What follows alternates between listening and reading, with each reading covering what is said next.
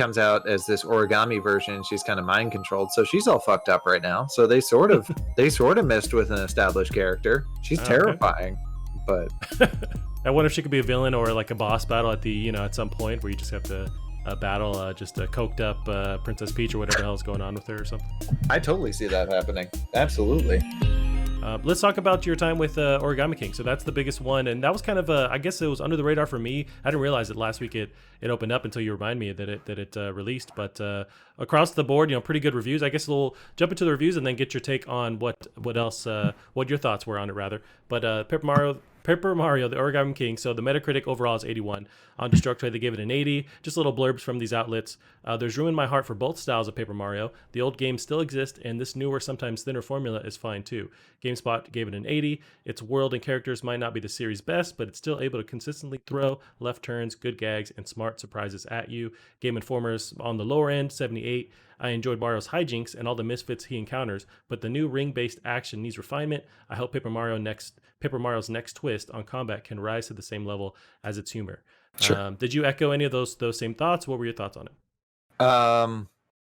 Yeah, basically Game Informers, but and that's been the thing. Like, people really didn't like Sticker Stars combat. They really didn't like Color Splash combat. It was kind of the same thing. This is a different twist. I really don't.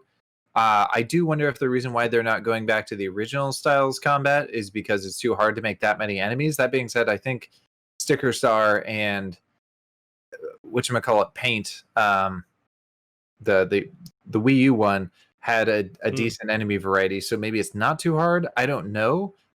This definitely, the combat in this definitely has that weird, almost lazy feel to it because there's really not that many enemies. And they don't really change up the gameplay that much. The bosses are pretty crazy. They're not very fun to fight, but they're pretty crazy. Yeah, so aside, you take it out, and that's if you just do the in-world stuff, if you completely get rid of the combat, the in-world progressing through the game is such a fucking delight. And that's one of the things these games are known for best. And that's part of the reason why that's when I think of Wonder Song, the game Wonder Song is basically if you got rid of the combat in a Paper Mario style game and just had the story, the in-between bits, and just filled it even with that much more heart. And this has a lot of heart. It's got a lot of goofy. It genuinely will make you laugh. But Paper Mario games have always been good at making people laugh. These writers are fantastic.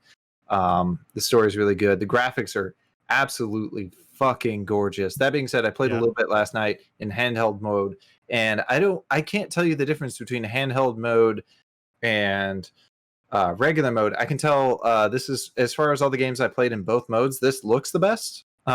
Certainly with Astral Chain on the lowest end of that spectrum. Astral Chain looks like garbage in handheld. But this looks almost as good, but there's something slightly missing. But yeah, you forget this is running on a toaster. That it looks that good. And just absolute hats off. I think the one thing I'll say about the combat is, while it's not great, it's over in about 30 seconds. And that, for me, when I look at the two South Park games, right? I love the first South Park game, and combat was over super quick. You go in, you do your moves, your levels matter, and it's over super quick. Whereas in South Park 2, I was like, fuck, another. Can I just avoid this shit? Whereas this, the combat's not great, but it's over. It's over as soon as it starts, except for the boss battles. So. Do you think that's because the strength is really in the writing and the world building and not so much the combat? Do you think that was like a conscious decision to kind of get you in and out of combat besides the boss battles? I don't even know. I really don't. But I am thankful that it's that quick. But yeah, the writing is hilarious. The collectathon is way more collecty. You're constantly you're trying to build up your audience of toads, and you're finding them think the what are those things you collect in Breath of the Wild? Little poopy seeds. Little nuts or whatever. Yeah, the poopy seeds. So that, but super dense, all over. And this world is actually way bigger than you're used to seeing in a Paper Mario game. And these are just constantly everywhere. So that's sort of neat. And it is cool how I do think Breath of the Wild influenced the level design. You can see lots of stuff going on in the background. The levels are way more open. which I don't know, it flows better. So having these huge level, it's delightful. Gets a D for delightful. Where would you? So Wally Wee in the chat asks, "Can you follow foxes on Paper Mario?" Well, I think he's referencing a Ghost of Tsushima as I think about it, and so you're right. That's why Ghost is infinitely better because there's foxes, and you get to pet them. Right? Yeah, you can't nowadays. You can't pass a game if if you cannot pet the animal. So yeah, that's a standard now. Where would you compare this? 10 points off. Right. Where would you compare Origami King compared to the other Paper Mario entries? You haven't finished this one, sure, but like so far, how do you feel this ranks with the other ones? Honestly, it's too early to say. I would put it so far. I would put it like behind the original and Thousand Year Door.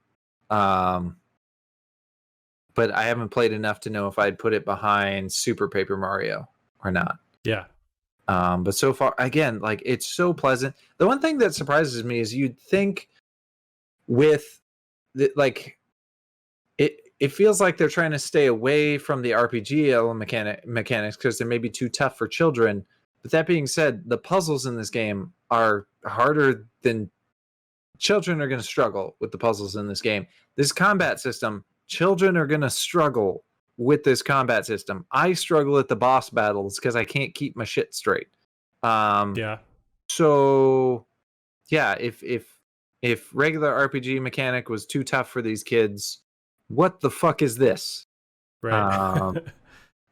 Now, is there an option to almost like the Kanuki suit or whatever it was in one of the previous Paper Mario or Mario games, where it's like a way to kind of beat the level? Was there anything like that in this, where it's a way to kind of give you a way out if it is too hard? Sort of no. Like I think there's an easier mode so you can sort of see certain things and it'll give you hints. Gotcha. So I guess I haven't played around with that. I mean, I almost might because that would make combat go way quicker and then I can just be done with it. But there's also like you can pay coins to have toads help you out. Okay. Yeah, it's weird. It's weird, but gotcha. Because I know Nintendo kind of focuses on the overall like playability. So I wonder if that's something they focused on, or it's just like buried in the menus or what have you. But I think it is there. I think I remember reviewers talking about it, but I haven't needed it yet.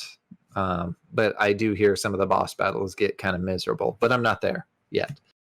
Gotcha. But yeah, I think this is a success. Like Paper Mario has been struggling since GameCube, and this is the closest we've gotten to getting back to those heights. And it is a bit frustrating because I feel like if they combine the traditional RPG gameplay with this new story, amazing. Like 10 out of 10 so far. But they didn't, which feels weird. But again, it's Nintendo's, they want to do something different every time. And it is sort of hurting. So they got to find a way to make that work better with this. Also, there's like non-turn-based combat in the overworld, which is actually super, like it's not crazy fun, but it's fun enough. So it's nice to mix it up there. Gotcha. Now there are some. I'm curious on your thoughts of the world that they set Origami King rather in. I guess it's separate from like traditional Mario characters, and there was one of the articles I had pulled up as a segue into that. This is Paper Mario devs are no longer allowed to make new characters that touch on the Mario universe. So this is Jordan Alleman of IGN. In an interview with VGC, Nintendo veteran Kensuke Tanabe was asked about the process behind designing new villains for a franchise full of iconic antagonists like Bowser and Kamek. In response, Tanabe noted that since Paper Mario Sticker Star, it's no longer possible to modify Mario characters or to create original characters that touch on the Mario universe. So there's a longer, in-depth article there. But what are your thoughts on? Does it take away? Have you noticed the fact that you're not in like the Mushroom Kingdom, or there's not some of those same characters, or are there? And maybe that's not the case. Like I said and heard that. So that means the team behind Paper Mario Origami King had to come with new characters from outside of the existing Mario universe for the game. If they couldn't riff off established Mushroom Kingdom villains, new characters seemingly can't even resemble Mario characters. Oh, okay. I like this. Okay. Because in the Mario and Luigi games, they had unique villains and they were phenomenal.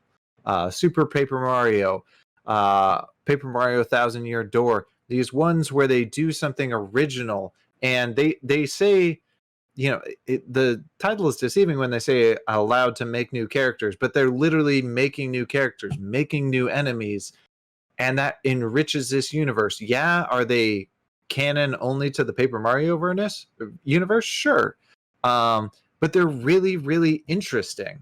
Mm, Particularly like the Thousand Year Door um, villain. So I see this as a strength. It's weird gotcha. that they're not allowed. Like, I don't know how restrictive they're being, but the new main bad guy is fun.